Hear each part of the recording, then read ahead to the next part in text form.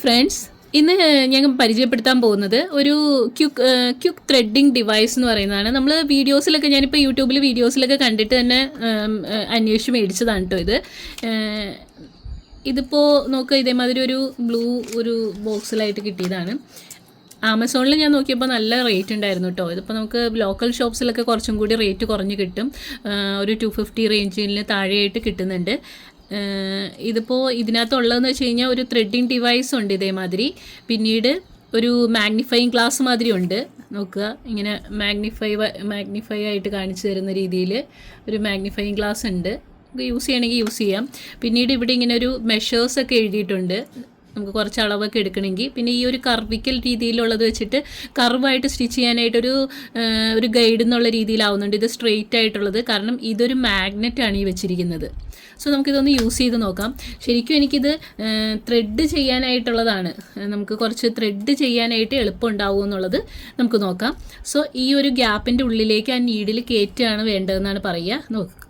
നോക്കുക, ഇതേമാതിരി ജസ്റ്റ് ഞാനതങ്ങോട്ട് എൻ്റെ മുകളിൽ കറക്റ്റായിട്ട്, മുകളിൽ ഇത് കറക്റ്റായിട്ട് ടച്ച് ചെയ്യുന്ന രീതിയിൽ ഇങ്ങനെ വെച്ച് കൊടുത്തിട്ട്, വാവ്, സൂപ്പറായിട്ട് ആ നീഡിൻ്റെ ഉള്ളിലേക്ക് ഇത് കയറി പോകുന്നുണ്ട്. പിന്നീട് ഇവിടെ ജസ്റ്റ് ഒന്ന് ഉടക്കി കൊടുത്തു, തിരിച്ചു വലിച്ചു.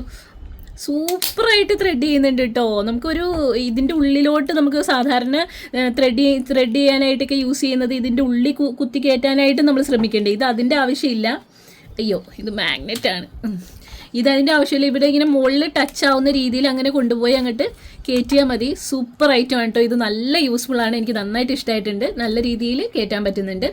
ഇനി ബാക്കി പർപ്പസ് നമുക്ക് നടക്കുമെന്ന് നോക്കാം. ഇതിപ്പോൾ ഇതേമാതിരി വെച്ച് കഴിഞ്ഞ് കഴിഞ്ഞാൽ സ്ട്രെയിറ്റ് ആയിട്ട് സ്റ്റിച്ച് വരും എന്നാണ് പറയുന്നത്. ഒരു ക്ലോത്ത് എടുത്തിട്ട് അതൊന്ന് നോക്കാം.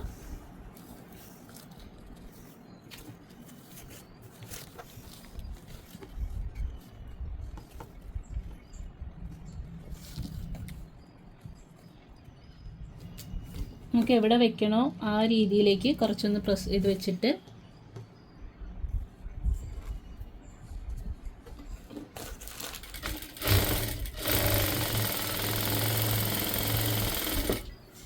സ്ട്രെയിറ്റ് ആയിട്ട് ആ ഒരു ഇതിലേക്ക് തള്ളി പോവാത്തത് കൊണ്ട് ആ രീതിയിലേക്ക് നമുക്ക് അടിച്ചെടുക്കാൻ പറ്റുന്നുണ്ട്. ഇനി നമുക്കത് കർവായിട്ട് ചെയ്യുന്നത്, സ്ട്രെയിറ്റ് ആയിട്ടുള്ളിടത്തുനിന്ന് കർവായിട്ട് ചെയ്യുന്നിടത്തും എങ്ങനെയാണെന്നൊന്ന് നോക്കാം. ഇതിപ്പോൾ സ്ട്രെയിറ്റ് ഞാൻ ചെയ്യുകയാണ്. അതൊരു ഗൈഡ് മാതിരി ആവുന്നുണ്ട് കേട്ടോ. ഇവിടെ ഇപ്പോൾ അതേ കർവായിട്ട് വരുന്നുണ്ട്. സോ കർവായിട്ട് വരുത്താനായിട്ട് മാഗ്നറ്റ് ഇച്ചിരി സ്ട്രോങ് ആയിട്ടുള്ള മാഗ്നറ്റ് തന്നെയാണ്. ഇതേമാതിരി ഒന്ന് ആ കർവ് വരുന്ന രീതിയിലൊന്ന് വെച്ചിട്ടുണ്ട്.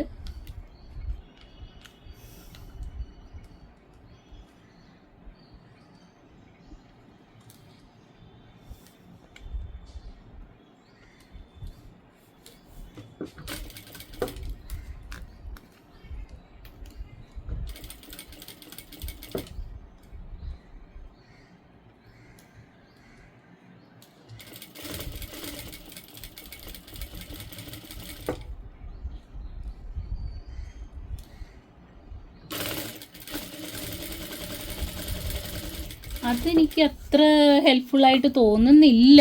നമുക്ക് സാധാരണ അടിക്കുന്ന മാതിരി അടിച്ചാൽ മതിയാകും. ഇതിപ്പോൾ ഞാൻ എന്ന് വെച്ച് കഴിഞ്ഞ് കഴിഞ്ഞാൽ ക്യാമറ വെച്ചിരിക്കുന്നതുകൊണ്ട് കുറച്ച് സൈഡിലോട്ട് മാറിയിരിക്കേണ്ടി വരുന്നതുകൊണ്ടാണ് കേട്ടോ ഒരു ചെറിയൊരു ബുദ്ധിമുട്ട്.